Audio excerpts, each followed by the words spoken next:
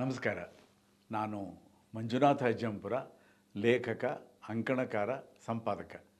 ಇದು ವಿಶ್ವವಾಣಿಯ ನನ್ನ ಅಂಕಣ, ವಿಡಿಯೋ ಅಂಕಣ, ರಾಷ್ಟ್ರ ಮೊದಲು ನೇಷನ್ ಫಸ್ಟ್. ಇವತ್ತಿನ ಈ ಅಂಕಣದಲ್ಲಿ ಗೌತಮ ಬುದ್ಧ ಸಿದ್ಧಾರ್ಥನ ಹೆಂಡತಿ ಯಶೋಧರೆಯ ಬಗ್ಗೆ ಕೆಲವಾರು ವಿಚಾರಗಳನ್ನು ನಿಮ್ಮೊಂದಿಗೆ ಹಂಚ್ಕೋಬಹುದು. ಸಿದ್ಧಾರ್ಥನ ಬಗ್ಗೆ, ಗೌತಮ ಬುದ್ಧನ ಬಗ್ಗೆ ನಮಗೆ ಗೊತ್ತಿರುತ್ತೆ. ಆದರೆ ಯಶೋಧರೆ ಬಗ್ಗೆ ಹೆಚ್ಚು ವಿಷಯಗಳನ್ನು ನಾವು ಗಮನಿಸೋದಕ್ಕೆ ಹೋಗಿರೋದಿಲ್ಲ. ಅವಳು ಮೂಲತಃ ಕೋಲಿ ಅನ್ನೋ ರಾಜ್ಯದವಳು. ಅವಳ ತಂದೆ ಸುಪ್ರಬುದ್ಧ ಅಂತ. ಬಹಳ ವಿಶೇಷವಾದ ಅವಳ ಗುಣಗಳೇನು ಅಂತ ಹೇಳಿದ್ರೆ, ಬಾಲ್ಯದಿಂದಲೂ ಅವಳಿಗೆ ಅಧ್ಯಯನದಲ್ಲಿ ಆಸಕ್ತಿ ಇರುತ್ತೆ. ಮತ್ತು ಆ ಕಾಲದ ಒಂದು ರಾಜಕುಮಾರರಂತೆ ಅವಳು ಕೂಡ ಕುದುರೆ ಸವಾರಿಯಿಂದ ಹಿಡಿದು ಎಲ್ಲದನ್ನು ಕೂಡ ಕಲ್ತಿರ್ತಾಳೆ. ಬಹಳ ಗಂಭೀರವಾದ ವ್ಯಕ್ತಿತ್ವ, ವಿಶೇಷವಾದ ವ್ಯಕ್ತಿತ್ವ. ಅವಳಿಗೆ ಅವಳ ಸಖಿಯರೆಲ್ಲ ತಮಾಷೆ ಮಾಡ್ತಾ ಇರ್ತಾರೆ. ಯಾರನ್ನು ಮದುವೆ ಆಗ್ತೀರಾ ನೀವು? ನಿಮ್ಮ ಒಂದು ಅಭಿರುಚಿ ನೋಡಿದ್ರೆ ನೀವು ದೇವರನ್ನೇ ಮದುವೆ ಆಗಬೇಕಾಗತ್ತೆ ಹಾಗೆ ಅಂತ.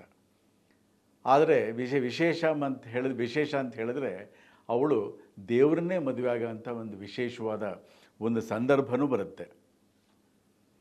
ಕಪಿಲವಸ್ತು, ಅಲ್ಲಿ ರಾಜ ಶುದ್ಧೋಧನ, ಮಗ ಸಿದ್ಧಾರ್ಥ. ಮೊದಲಿನಿಂದಲೂ ಕೂಡ ಸಿದ್ಧಾರ್ಥನ ವ್ಯಕ್ತಿತ್ವ ವಿಶೇಷವಾದ್ದು. ಗಂಭೀರವಾದ ಚಿಂತನೆಯನ್ನು ಮಾಡ್ತಲೇ ಬೆಳೆದವನು. ಅದು ಒಂದು ದಿನದ್ದಲ್ಲ. ಅದು ಸಿದ್ಧಾರ್ಥನಿಗೆ ಜೀವನದ ಸತ್ಯಗಳ ಬಗ್ಗೆ ಅಪಾರವಾದ ಕುತೂಹಲ. ಏನು ಜೀವನ ಇದು ಹಾಗೆ ಅಂತ. ಜೀವನದುದ್ದಕ್ಕೂ ಕೂಡ ಆ ಸತ್ಯದ ಸಾಕ್ಷಾತ್ಕಾರಕ್ಕಾಗಿ ಆ ಅನ್ವೇಷಣೆ ನಡೀತಾ ಹೋಯಿತು. ಅವನು ಸಿದ್ಧಾರ್ಥ ಸಾಮಾನ್ಯವಾದ ರಾಜಕುಮಾರರಂತೆ ಇರಲೇ ಇಲ್ಲ. ಅವನು ಯಾವಾಗಲೂ ಕೂಡ ಗಂಭೀರವಾದ ಚಿಂತನೆ. ರಾಜರಿಗೆ ವಿಶೇಷವಾಗಿದ್ದಂತಹ ಉದ್ಯಾನವನದಲ್ಲಿ ಹೋದರೂ ಕೂಡ ಆಕಾಶ ನೋಡ್ತಾ ಇರೋವಂಥದ್ದು, ನಕ್ಷತ್ರಗಳನ್ನು, ಚಂದ್ರನ ನೋಡ್ತಾ ಇರೋವಂಥದ್ದು, ಗಂಭೀರವಾಗಿ ಅವಲೋಕನ ಮಾಡುವಂಥದ್ದು, ಗಂಭೀರವಾಗಿ ಚಿಂತನೆ ನಡೆಸುವಂಥದ್ದು ಅವನ ಸ್ವಭಾವದಲ್ಲೇ ಇತ್ತದು. ಸೂರ್ಯಾಸ್ತವನ್ನು ಕೂಡ ಅವನು ನೋಡ್ತಾ ಇದ್ದಾಗ ಯಾರಾದರೂ ಕೂಡ ಕೇಳಿದ್ರೆ ಅವನು ಹೇಳ್ತಾ ಇದ್ದ, ನಾನು ಜೀವನದ ಬಗ್ಗೆ ಯೋಚನೆ ಮಾಡ್ತಾ ಇದ್ದೀನಿ. ಏನಿದು ಜೀವನ? ಇದು ಜೀವನದ ಗುರಿ ಏನು? ಜೀವನದ ಅರ್ಥ ಏನು ಹಾಗೆ ಅಂತ. ವಿವಾಹ ಆಯಿತು. ಅವನಿಗೆ ಯಶೋಧರೆ ಜೊತೆಯಲ್ಲಿ ವಿವಾಹ ಆಯಿತು. ಅನುರೂಪದ ದಾಂಪತ್ಯ. ಇಬ್ಬರಿಗೂ ಕೂಡ ಒಬ್ಬರನ್ನೊಬ್ಬರು ಅರ್ಥ ಮಾಡ್ಕೊಳ್ಳೋ ಶಕ್ತಿ ಇತ್ತು. ಮಗ ಕೂಡ ಹುಟ್ಟಿದ. ಮಗ ಗೊತ್ತೇ ಇದೆ, ರಾಹುಲ ಅಂತ. ಯಶೋಧರೆ ಕೇಳ್ತಾ ಇರ್ತಾಳೆ, ಯಾವುದ್ರ ಬಗ್ಗೆ ನೀವು ಚಿಂತನೆ ಮಾಡ್ತಾ ಇದ್ದೀರಾ ಇಷ್ಟೊಂದು ಹಾಗೆ ಅಂತ. ಈ ರೀತಿ ನಾನು ಜೀವನದ ಬಗ್ಗೆ ಯೋಚನೆ ಮಾಡ್ತಾ ಇದ್ದೀನಿ ಹಾಗೆ ಅಂತ. ನಿಮ್ಮ ಪ್ರಶ್ನೆಗಳಿಗೆ ಅರಮನೆಯಲ್ಲಿ ಉತ್ತರ ಸಿಕ್ಕುತ್ತಾ ಇಲ್ವಾ ಹಾಗೆ ಅಂತ ಅದು ಕೂಡ ಯೋಚನೆ ಮಾಡ್ತಾರೆ. ಏಕಾಂತದಲ್ಲಿದ್ದಾಗಲೂ ಕೂಡ ಯಶೋಧರೆಗೆ ಒಂದು ರೀತಿ ಅಚ್ಚರಿ.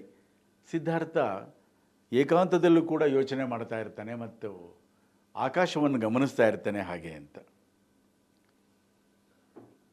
ಈ ಒಂದು ಸನ್ನಿವೇಶದಲ್ಲಿ ನಮಗೆಲ್ಲ ಗೊತ್ತೇ ಇದೆ, ಅವನಿಗೆ ಈ ಜೀವನದಿಂದ ವಿಮುಕ್ತನಾಗಿ ನಾನು ಹೊರಗಡೆ ಹೋಗಿ ಸತ್ಯದ ಅನ್ವೇಷಣೆ ಮಾಡಬೇಕು, ಜೀವನದ ಅರ್ಥವನ್ನು ಕಂಡುಕೋಬೇಕು ಹಾಗೆ ಅಂತ.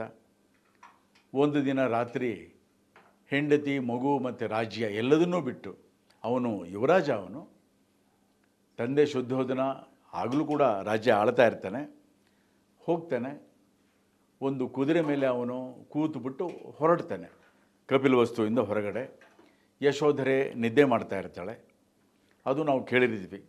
ಯಶೋಧರೆ ನಿದ್ದೆ ಮಾಡ್ತಾ ಇದ್ದಾಗ ಮಗುನ ಹೆಂಡತಿನ ಬಿಟ್ಟು ಸಿದ್ಧಾರ್ಥ ಹೋಗ್ತಾನೆ ಹಾಗೆ ಅಂತ. ಇದೊಂದು ಬಹಳ ದೊಡ್ಡ ಬದಲಾವಣೆ.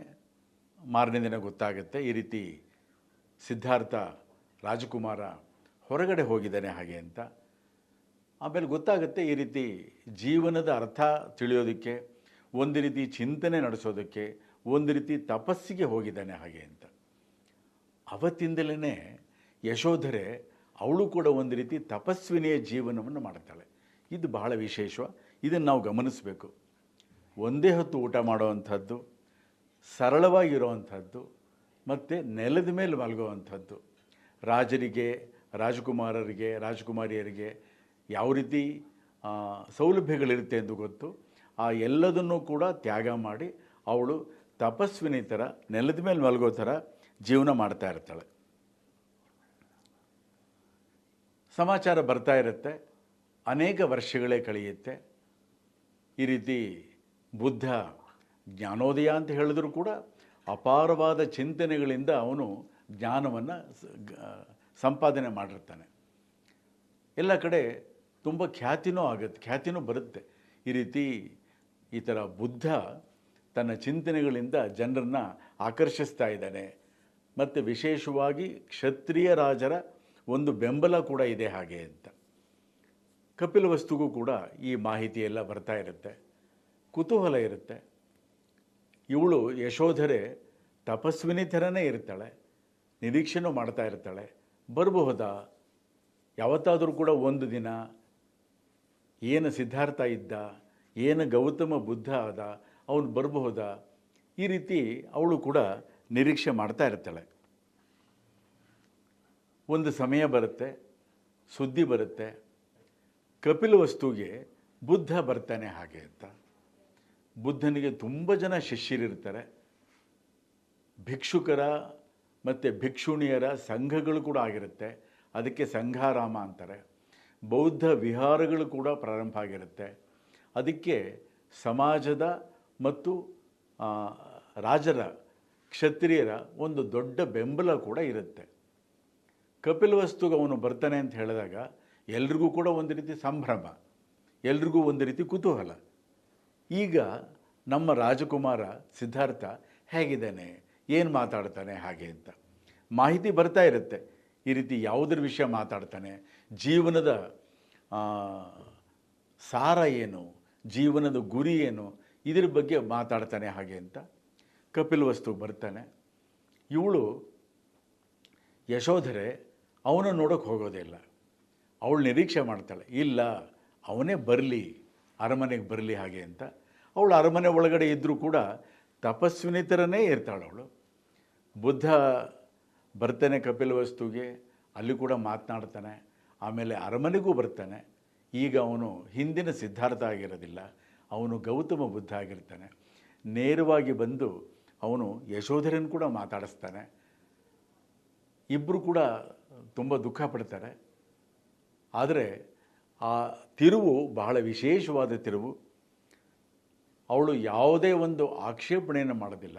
ಅವಳು ಒಂದು ರೀತಿ ಸನ್ಯಾಸಿನಿಯ ಜೀವನವನ್ನು ಜೀವಿಸ್ತಾ ಇರ್ತಾಳೆ. ನಂತರ ವಿಶೇಷ ಅಂತ ಹೇಳಿದ್ರೆ ಯಶೋಧರೆ ಕೂಡ ದೀಕ್ಷೆ ತಗೊಳ್ತಾಳೆ. ಚಿಕ್ಕ ಹುಡುಗ ರಾಹುಲ, ಅವನು ಕೂಡ ದೀಕ್ಷೆ ತಗೊಳ್ತಾನೆ. ಅವನು ಕೂಡ ಬೌದ್ಧ ಭಿಕ್ಷು ಆಗ್ತಾನೆ. ಇವಳು ಯಶೋಧರೆ ಕೂಡ ಬೌದ್ಧ ಭಿಕ್ಷುಣಿ ಆಗ್ತಾಳೆ. ಆ ಎಲ್ಲ ಭವನಗಳನ್ನು, ರಾಜವೈಭವವನ್ನು ಎಲ್ಲದನ್ನೂ ಕೂಡ ತ್ಯಾಗ ಮಾಡಿ ಅವರೆಲ್ಲರೂ ಕೂಡ, ಅಂದರೆ ಯಶೋಧರೆ ಆಗಲಿ, ಮಗ ರಾಹುಲ ಆಗಲಿ, ಬೌದ್ಧ ವಿಹಾರಗಳಲ್ಲಿ ಅವರು ಇರೋದಕ್ಕೆ, ಜೀವನ ಮಾಡೋದಕ್ಕೆ ಪ್ರಾರಂಭ ಮಾಡ್ತಾರೆ. ಇದು ಬಹಳ ವಿಶೇಷ. ಅವಳ ಜೀವನವನ್ನು, ಯಶೋಧರೆ ತನ್ನ ಜೀವನವನ್ನು ಬುದ್ಧನ ಏನೊಂದು ಸಂದೇಶ ಇದೆ, ಬುದ್ಧನ ವಿಚಾರಗಳೇನಿದೆ ಅದರ ಒಂದು ಸಂವಹನಕ್ಕೆ ಅವಳು ಪೂರ್ಣ ಬಳಸ್ತಾಳೆ. ರಾಹುಲ ಕೂಡ ಅವನು ದೀಕ್ಷೆ ತಗೊಂಡ ಮೇಲೆ ಅವನ ಹೆಸರು ಕೂಡ ಬದಲಾವಣೆ ಆಗುತ್ತೆ. ಅವನ ಹೆಸರು ಸಮನೇರ ಅಂತಾಗುತ್ತೆ. ಅವನು ಕೂಡ ಬುದ್ಧನ ಸಂದೇಶಗಳನ್ನು ಮುಂದುವರಿಸೋ ಕೆಲಸ ಮಾಡ್ತಾನೆ.